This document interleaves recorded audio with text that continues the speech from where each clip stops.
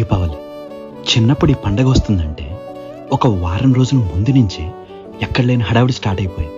కానీ ఎందుకో ఇప్పుడు ఎగ్జైట్మెంట్ లేదు. పండగ అంటే బిజీ అయిపోయామా లేక పెద్దోళ్ళం అయిపోతే అన్నీ మారిపోతాయి ఏమో మరి. ఒక్కసారి సరదాగా మన చిన్నప్పుడు పండగ రోజులకు వెళ్ళొద్దాం రండి. పండగకి చాలా రోజుల ముందు నుంచే గన్ అండ్ టేప్స్ కొనుక్కుని వాటిని పేల్చుకుంటూ జేమ్స్ బాండ్ రేంజ్లో ఫీల్ అయిపోయేవాళ్ళు. పండగ దగ్గరికి వచ్చేసరికి మా తాబులు చిచ్చుబుడ్లకు మందు కొనుక్కుని ఇంట్లోనే రెడీ చేసుకునేవాళ్ళం.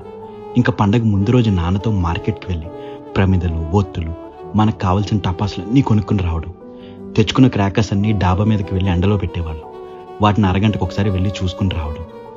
ఆ రోజంతా మనకు ఒకటే టెన్షన్, వర్షం వస్తుందేమో అని దేవుడికి దండం పెట్టుకుంటానే ఉండేవాళ్ళం రాకూడదని. ఇంకా సాయంత్రం అయిపోగానే క్రాకర్స్ అన్నీ పట్టుకుని ఇంటి బయటకు వచ్చి కాల్చడం స్టార్ట్ చేసేవాళ్ళం. మతాబులు, చిచ్చుబుట్లు, కాకరపోతులు, బాంబిల్లు, భూచక్రాలు, అశోక్ చక్రాలు, బాటిల్లో పెట్టి రాకెట్స్, ఇలా బుడ్డి ఐటమ్స్ కాల్చుకుంటూ మంచిగా ఎంజాయ్ చేసేవాళ్ళం.